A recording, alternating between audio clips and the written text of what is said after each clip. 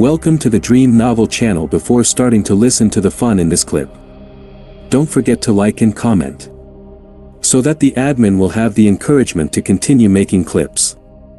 Let's go listen. Channel Dream Novel. Chapter 156, Dumbledore Means Business. The group managed to complete all their preparations in just half a day. They set the exploding books on the 5th and 6th floors, perfectly positioned to lure Filch away from the 4th floor corridor whenever they needed.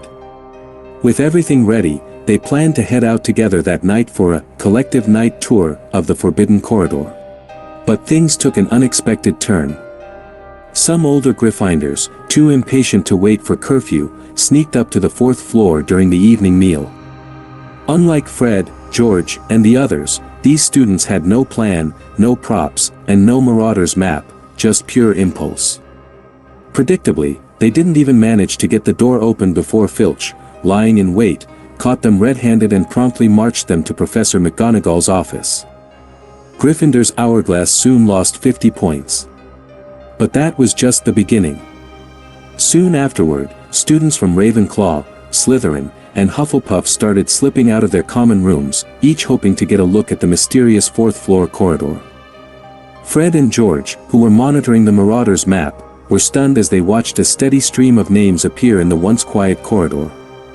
The situation quickly spiraled out of control. With so many students trying to sneak onto the 4th floor, the professors took action. After a brief discussion, several of them took shifts patrolling near the 4th floor, ready to catch any late-night explorers. Those caught faced the strictest punishment, detention. The professors turned out to be far more troublesome than Filch. George attempted to create a distraction by setting off enchanted fireworks on the 1st floor, fireworks that would bloom when they came into contact with water. Filch, predictably, went storming downstairs at the noise, and Professor McGonagall soon followed, looking severe. However, as Fred observed the Marauder's map from the shadows near the 2nd floor staircase, he sighed. Professor McGonagall is really going too far. On the map, McGonagall's name remained stationed on the 4th floor, even though they'd just seen her head downstairs with Filch. Realization dawned: the McGonagall they'd spotted was an illusion or a clever bit of transfiguration. With such high-level magic being used against them, the group knew their chances of exploring the 4th floor were slim. After a quick discussion, they reluctantly decided to wait until things settled down. One by one, they each slipped back to their dormitories, abandoning the night's adventure for another time. The 4 students waited patiently for 3 days. Late on the 3rd night, they slipped quietly from their dormitories and crept through the dimly lit corridors. Fred, George. Cedric whispered from the back, sounding a bit anxious. Are you sure the professors aren't patrolling the 4th floor anymore? We kept an eye on it last night, Fred whispered back confidently. None of the professors have been near the 4th floor since the weekend. I don't think they'll start tonight. We're nearly there, George added as they paused on the 3rd floor. He pulled out the Marauder's map to double-check. We're in luck, no professors around, and Filch is gone too. Oh, Merlin, guess who I see on the map? Who? Fred grinned. Don't tell me it's Percy. It's not Percy, George replied, eyebrows raised in surprise. It's Ron, and Harry, Hermione, and Neville. They're all in the trophy room. Aha! Fred chuckled. Look at Ron, already dragging his friends into trouble at the start of the school year. Just like our little brother. Clang! The sudden clatter of metal reverberated down the hallway. Someone had knocked over a suit of armor, and the echoing clang of metal in the quiet night was as loud as a firecracker. Oh, Merlin, they've been caught. George whispered.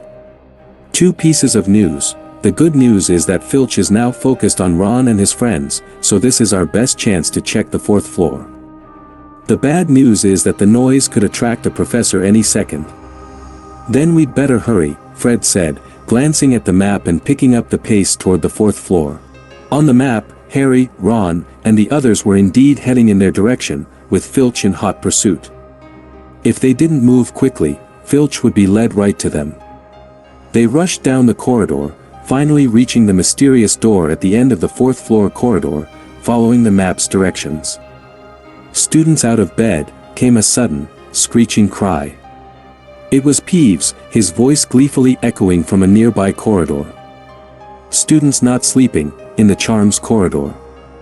I take back everything, I think Ron is an idiot, George muttered, putting down the Marauder's map. He reached into his pocket and pulled out the bronze master key. Thanks, Kyle. George inserted the key and turned it gently. With a soft click, the door swung open. Hurry inside. Wait, what in Merlin's name is that? George froze in the doorway, staring into the dark corridor beyond. 3 pairs of bright, green, bug-like eyes stared back at him. Standing guard just inside the room was a massive, monstrous dog. Its body filled the entire space from ceiling to floor, its 3 heads looming in the darkness, each mouth open and dripping saliva, revealing rows of sharp, yellowed teeth. Damn it, Dumbledore wasn't kidding this time. Run. George gasped, spinning around in an instant. Fred and Cedric had caught sight of the creature, and as the 3-headed dog lurched forward with a roar, any lingering curiosity or thoughts of adventure vanished. They had no doubt what that sound meant. They were in serious danger. Without a word, they bolted down the hallway, running for their lives. Getting caught by Filch was infinitely better than ending up as dog food. The 3 of them didn't stop until they reached the door to the kitchens, gasping for breath. Headmaster Dumbledore is serious. George wheezed. By Merlin's beard. He actually put an adult 3-headed dog in the school. What could he possibly be thinking? There's definitely something hidden under that thing, Fred said, catching his breath. Did you notice? That dog was standing right over a trapdoor. Doesn't matter, George said, shaking his head. There's no way that dog's moving aside for us. Wait. Cedric said suddenly, glancing around. Where's Kyle? Fred's eyes widened as he finally realized there were only 3 of them. Kyle had somehow disappeared without them noticing. Channel Dream Novel. Chapter 157, A Phoenix Feather as a Token of Authority on the 4th floor of the castle. Neither the Weasley twins nor Cedric realized that, in their haste to escape, the door, which had been left ajar, had quietly swung shut. Click. The sound of the door closing cut off Fluffy's growls, and silence settled over the corridor once more. Inside, Hagrid's 3-headed dog stood, each of its noses sniffing eagerly towards something in the corner. Fluffy edged closer, inch by inch, until it looked like its nose was about to touch the spot when, suddenly, an arm shot out of thin air. Snap! The arm, apparently irritated by Fluffy's curiosity, smacked one of its heads. Back off! Boo! Fluffy whimpered softly but didn't seem angry. Instead, he wagged his tail and, with all 3 heads, eagerly moved closer. He recognized that voice and that scent. It was the person who could understand him and always had tasty jerky on hand when they met. Fluffy approached joyfully, the 3 large heads nudging each other in anticipation. Alright, Fluffy, settle down. With a sigh, Kyle pulled off his invisibility cloak, patted Fluffy on one of his massive heads, and took 3 large bags of treats from his pocket, placing them on the ground. There was plenty for all 3 heads, so no one would need to fight over it. Fluffy instantly lowered his heads and began to devour the treats. This jerky was the best thing he'd ever tasted, though Hagrid never made him anything like it. As Fluffy ate, a clatter of hurried footsteps came from outside the door. Clang! Someone tugged frantically at the door. Oh no, it's locked, came Ron's panicked voice from outside. We're doomed. We're finished. Come on, hurry, a gruff voice urged.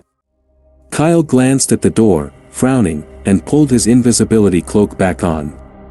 Alohomora. The lock clicked, and the door swung open. A second later, 4 frightened young wizards burst in, quickly shutting the door behind them and pressing their ears against it. After a moment, Ron whispered, he thought it was locked, so, maybe we're okay. Ron, I have a bad feeling about this. Harry took a deep breath. Remember those growls we heard earlier? I think they came from this room. Neville, what's wrong? Harry turned to find Neville tugging at his sleeve, his face suddenly pale and glistening with sweat. Without needing to ask, Harry soon realized what had made Neville so terrified. He had seen the three-headed dog. Having been interrupted during his meal, Fluffy was not pleased.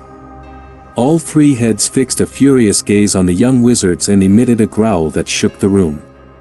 Ron and Neville froze in terror. Their minds screamed at them to run, but their legs refused to obey. In that tense moment, Harry reacted the quickest. He reached behind him, found the door handle, and, with Hermione's help, dragged Ron and Neville out of the room. Fluffy didn't pursue them, merely letting out a couple of warning growls before turning back to his meal. But Harry and his friends weren't aware of that. Just like the other students who had fled before, they ran from the fourth floor without looking back, finally coming to a stop, gasping for air, in front of the fat lady's portrait. "Where have you all been?" asked the fat lady, glaring at them. "What day is it today?" Including those two earlier, there are now 6 little wizards out for a midnight stroll. Don't ask. Pig snout, pig snout. Pig snout was the password. The fat lady didn't ask anything else and swung forward, allowing them to stumble into the common room. They collapsed shakily into the armchairs. For a long time, no one spoke, especially not Neville, who looked as though he might never speak again. That was strange. Hermione, who had calmed down first, finally broke the silence. "Did you all notice that the dog was eating?" "Yeah, it almost ate us," Ron replied, still shaken. "It was probably figuring out how to eat all of us in one gulp." "What are you even looking at?" Hermione snapped.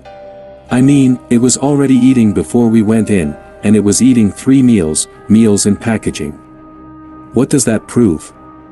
Harry asked. "Does no one here think?" Hermione said, exasperated. "Remember the growling we heard on the way in? That means someone else had been in that room before us, and they gave the three-headed dog food to keep it calm. Whoever it was must have had a reason for doing it." "You're overthinking it." "We should be grateful to him," Ron said, patting his chest. "If he hadn't brought that food for the three-headed dog, we'd all be." "Didn't you notice where the three-headed dog was standing?" Hermione interrupted. "On the floor." Ron answered, shrugging. "I wasn't looking at its feet, I was looking at its heads. And if you didn't notice, it has 3 heads. Not the floor, the trapdoor. It's obviously guarding something." "Guarding something?" "Yes." Hermione got to her feet and glared at them. "If you two don't mind, I'm going to bed now, before one of you comes up with a brilliant plan to get us killed, or worse, expelled." Ron stared at her retreating back, his mouth agape. Which is worse, she really ought to figure that out. On the other side of the castle. After Harry and the others had left, Kyle lifted his invisibility cloak again.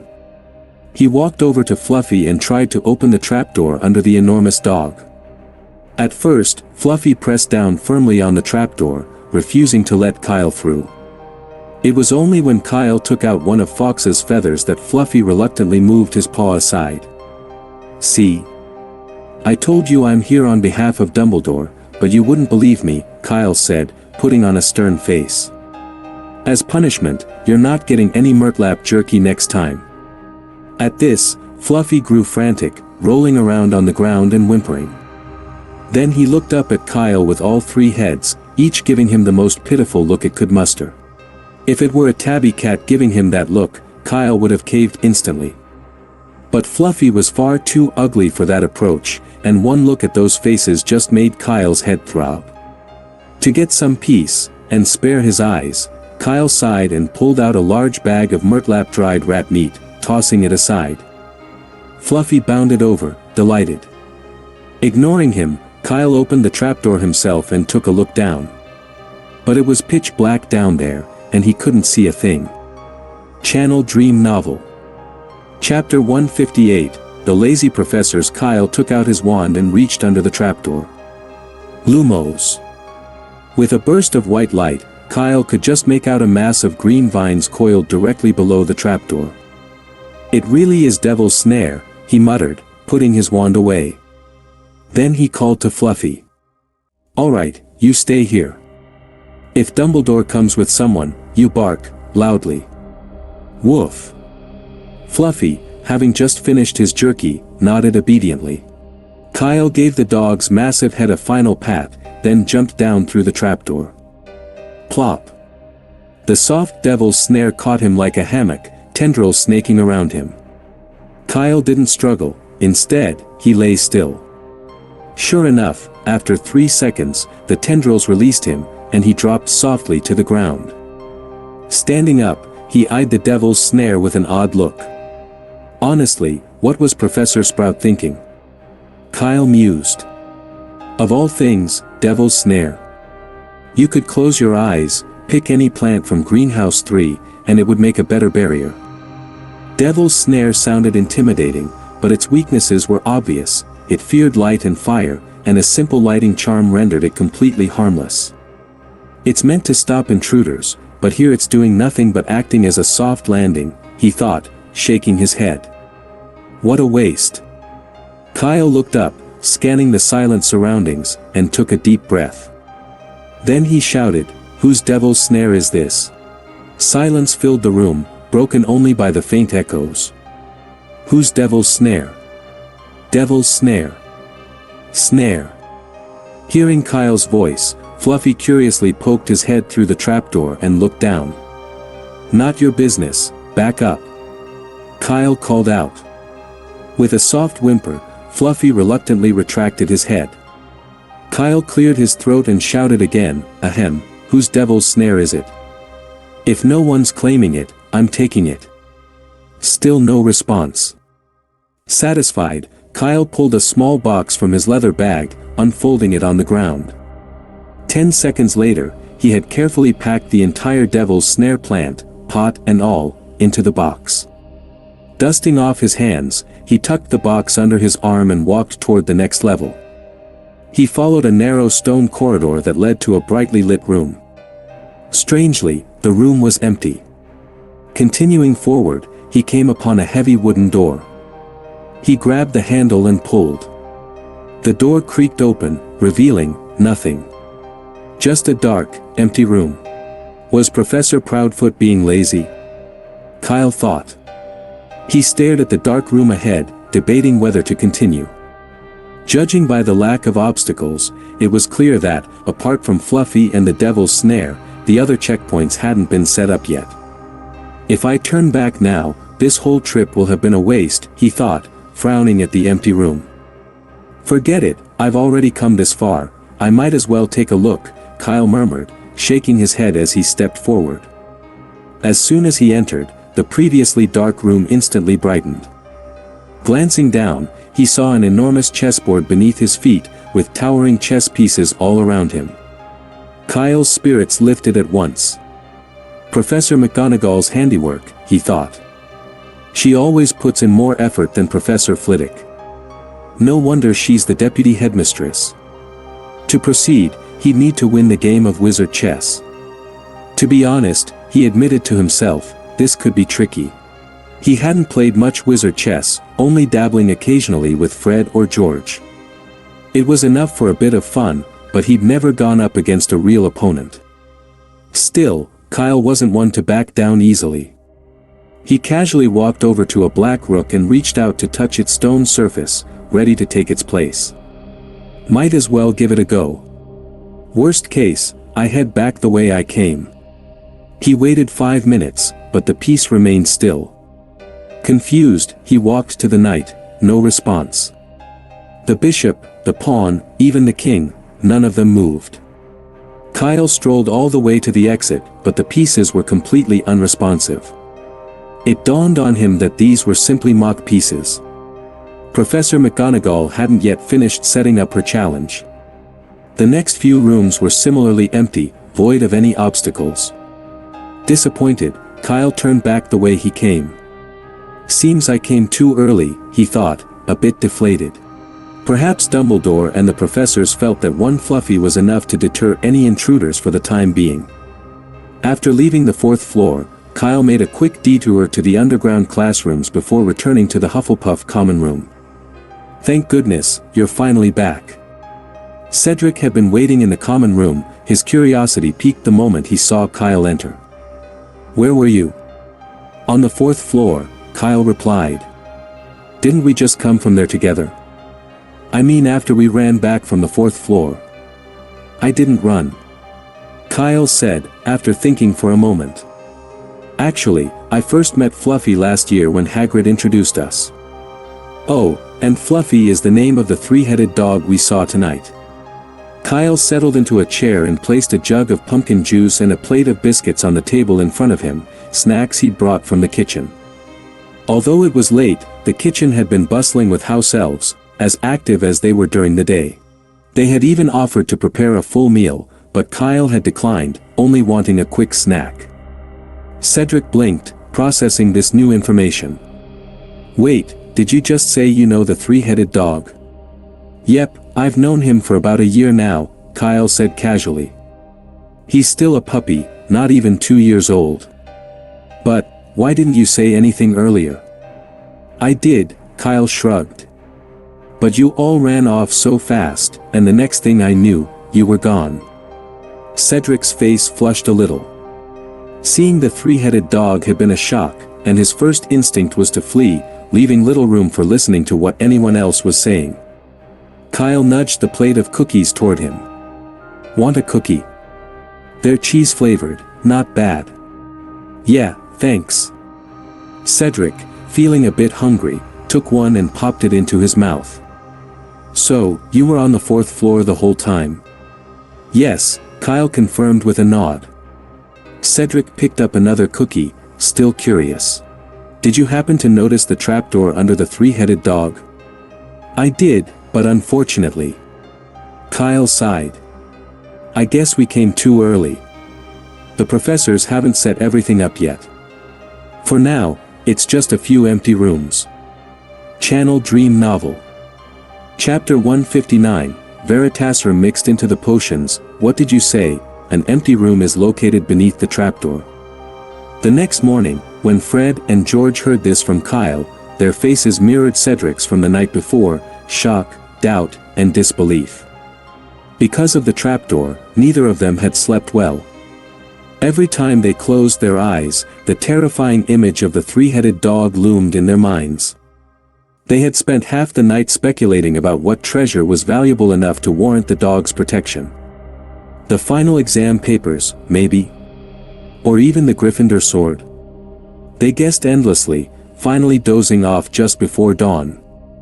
And now Kyle was telling them that the rooms beneath the trapdoor were empty. Fred and George were struggling to accept it. Where was the adventure, the thrill of discovery? Had Dumbledore simply designated an empty corner of the castle to keep his oversized guard dog? This was too simple, even disappointing. "Those rooms probably haven't been there for long," Kyle said, giving Fred a reassuring pat on the shoulder. "It's just that, with the start of the school year, the professors are busy. They likely haven't had time to set up the challenges yet. We can always check back later, around Halloween or the Christmas holidays." "You're right," Fred sighed. "It looks like we'll have to hold off. But that might give us more time to search for the last clue for the password." Cedric, who had been sipping his pumpkin juice, set down his cup. "I really think you should forget about it. Hogwarts is so big, you'll never find it, even if you stay until graduation." "No," George countered, shaking his head. "The creators of the Marauders map wouldn't have hidden the clues in random places that didn't make sense." "Yeah. The first clue we found was on the door to Filch's office, somewhere only someone in detention would go," Fred added. "Then on the wall of the trophy room. The 4 house common rooms. And the tallest tower in the castle. In short, they're all places that are significant or unusual in some way," George mused, thoughtfully stroking his chin. "And it feels like we're so close to the final answer, like there's just a thin layer of parchment between us and the solution." Really? Cedric shrugged, looking doubtful. He thought that this last clue for the password might not even exist or that it was likely just a prank. Fred and George, however, weren't swayed. They refused to believe it was all for nothing. Just then, the morning's mail arrived. A large group of owls swooped into the hall, drawing everyone's attention to 6 long-eared owls carrying an elongated package.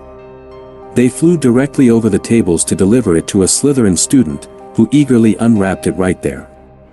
Inside was a brand new Nimbus 2000. Yes, a new broom, Nimbus 2000, the same model the professional Quidditch teams use.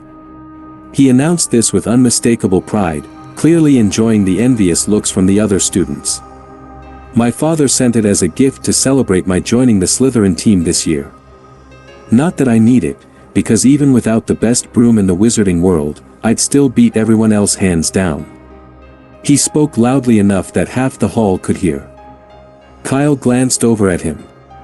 Who is this guy? Hey, look at Marcus Flint, Fred whispered. Kyle noticed that Marcus's face looked rather grim, as did the faces of the entire Slytherin Quidditch team. The mention of the Nimbus 2000 seemed to bring up some bad memories, and every Slytherin player had stopped eating to glare at the boy with the broom. There was a stir at the Gryffindor table as well. Neville had just received a Remembrall, a rare alchemical item. The problem was that it was notoriously frustrating. All it did was remind you that you'd forgotten something, but never what. To make matters worse, Remembralls weren't cheap, costing over 100 galleons, enough to dissuade most people from buying one. Just then, Kyle received his own package. It was a small, hand-sized box wrapped in brown paper. After the owl delivered it, it also dropped a letter. As promised, I've sent what you need. I hope it's not too late. Wishing you all success with your potions. Your Order of Merlin medal has been reviewed, but you'll have to wait a bit longer. Pegasia Sykes. Kyle's eyes lit up. The director of St. Mungo's had sent him potions. What's that? Fred asked, noticing Kyle's expression. Did you buy something? No, it's a potion someone sent me. A potion? Fred sounded curious. Yes. Kyle hesitated briefly before explaining. I ran into some trouble at St. Mungo's. These potions are compensation from the director. Because of the ministry's intervention, the Daily Prophet had avoided mentioning any details about a werewolf, reporting only that there had been a disturbance at St. Mungo's. As a result, neither Cedric, the Weasley twins, nor Conna knew about Kyle's encounter with a werewolf over the summer. Not wanting to worry them, he had decided to keep that part quiet. I see. Fred quickly lost interest in the potions and returned to his copy of the Daily Prophet. Cedric and Conna, however, were intrigued and came over for a closer look. By now, Kyle had unwrapped the brown paper, revealing a wooden box. It was charmed with an undetectable extension charm for easy transport, making it appear no larger than the palm of his hand from the outside. But once opened, it revealed a spacious interior filled with potions. Large and small bottles, nearly 50 or 60 in total, were neatly arranged inside. One side of the box was set aside for potion ingredients. These are Ashwinder egg shells, and staghorns. Conna whispered in amazement. She recognized these from Professor Snape's office, where they were stored on the top shelf. Such rare ingredients could easily sell for hundreds of galleons in Diagon Alley. Kyle glanced briefly at the ingredients before focusing back on the potions themselves. As he surveyed them, he noticed something odd. There were far more than he had expected. In addition to those that had been agreed upon, Director Sykes had included some extras. To his surprise, he even spotted a small vial of Veritaserum tucked away in the corner of the box. Channel Dream Novel. Chapter 160, Felix Felicis and the Krupp. What is this? Cedric looked on curiously as Kyle stood there, staring blankly at a thumb-sized bottle in his hand. Strange, there's no label on it, Cedric frowned, wondering aloud. Could it be that someone from St. Mungo's misplaced it by accident? With eyesight like yours, it's a wonder why you're a seeker, Kyle teased, holding up his hand and pointing at the bottle. Look closely, the label is right here. Kyle's words trailed off as he suddenly froze. He realized there was nothing where his finger pointed. The label he had clearly seen moments ago had vanished without a trace. There's nothing here. You must have seen it wrong, Cedric said, looking again. After confirming there truly was no label, he smiled. By the way, the final Quidditch tryouts are in a few days, so you might want to stop wandering around at night. Otherwise, you'll be too groggy to even throw the quaffle through the goalpost. With that, Cedric turned his attention to George, starting a new conversation. Strange. Kyle muttered, gazing down at the bottle in his hands. He was certain that when he'd first picked it up, the words Veritaserum had been clearly written in golden block letters. But in the blink of an eye, the label had disappeared entirely. I can't be the only one seeing things. Never mind. I'll study it in detail some other time, Kyle thought, shaking his head. He slipped the bottle back into his pocket and continued sorting through the potions in the box. Compared to Veritaserum, the remaining potions were fairly ordinary. Some were quite costly but could generally be found in stores. Before long, only one potion remained, resting in the far corner of the box. Its bottle was even smaller than the Veritaserum's. When Kyle carefully took it out, there was an audible intake of breath around him. No way. Cedric's eyes widened in disbelief. This is Felix Felicis. The golden liquid in the bottle swayed gently with Kyle's movement, and Cedric's eyes tracked its shimmering motion. What? Felix Felicis. Fred and George crowded closer, eyes widening with curiosity. Is this the legendary luck potion? It can't be wrong, Cedric replied, nodding seriously. I've never seen a real Felix Felicis before, but I've read about it. This looks exactly as described. And look, there's a label, right here. Cedric pointed to a tiny label on the bottle, no bigger than a grain of rice. It really is Felix Felicis. Fred said, smacking his lips in amazement. Like Cedric, he'd never seen a real Felix Felicis before. Until now, it had felt more like the old, enchanted wands from storybooks, stuff of legend. The three of them stared, entranced by the Felix Felicis in Kyle's hand, unable to look away. They only tore themselves away reluctantly when there were 5 minutes left until class. Kanna also took a curious look, though the longer she stared at the little bottle, the more familiar it seemed. Still can't remember. You've probably already forgotten. On their way to Charm's class, Kyle took out the Felix Felicis bottle again and waved it in front of Kanna's eyes. Just a hint, it was a Christmas gift last year. Christmas, yes, I remember. Kanna paused, looking slightly dazed. I remember Professor Snape gave me a bottle of this potion back then. So this really is Felix Felicis. Not cold medicine anymore. Kyle's tone drew out, clearly teasing her. Realizing what Kyle meant, Kanna's face flushed. She turned her head away, speaking softly in embarrassed explanation. At the time, she hadn't known about Professor Snape's connection to the Prince family, so it was natural she hadn't believed it. After all, what professor would gift a student Felix Felicis? It sounded utterly ridiculous, no matter how you thought about it. Now you believe me, right? Kyle asked with a smile. Kanna was about to nod, but something seemed to occur to her. She looked up at him with a slightly annoyed expression. Wait, back then you didn't know Professor Snape knew me, did you? Have you been laughing at me this whole time? You're overthinking it, that's not it at all, Kyle replied, shaking his head. I didn't find out until a few days before the holidays. Kanna wrinkled her nose. Then how were you so sure the potion he gave me was actually Felix Felicis? Kyle shrugged casually. Because that's what Felix Felicis looks like. It's that simple. Of course. Kyle chuckled. But it also has to do with the professor's personality. Professor Snape would never play a joke like that. Hogwarts professors each had their quirks. If the gift had come from Professor Flitwick, for example, it might actually have turned out to be cold medicine. He'd done something similar before. Trelawney had once mentioned that Professor Flitwick gave all the students staying at school for Christmas a Ravenclaw's diadem, but the students soon discovered it was actually chocolate magically shaped to look like a diadem.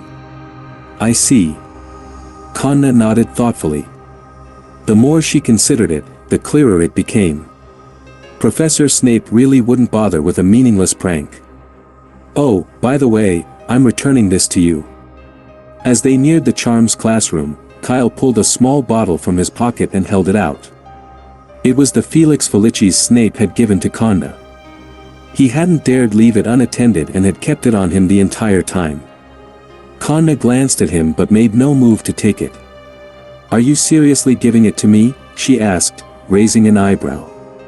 What do you mean? It's yours. Kyle chuckled. He'd only held onto it because Kanna used to lose things all the time. It hadn't felt safe to leave Felix Felicis in her care back then. Now, with the rat that used to swipe her things out of the picture, he figured it was finally safe to give it back. Still, Kanna didn't reach for it. What are you waiting for? Take it, Kyle urged. Class is about to start. No. What? Kyle blinked, thinking he'd misheard. This was Felix Felicis. I said, I don't want it. Kanna suddenly grinned. Standing in the doorway of the charms classroom, she crossed her arms. Since I'm giving it to you, it's yours now. I don't want to turn into a Krupp. Now the fun in this clip is over. Which listeners haven't liked and commented yet? You can press like and comment to encourage the admin find the fun in the next clip. May the listeners be happy forever.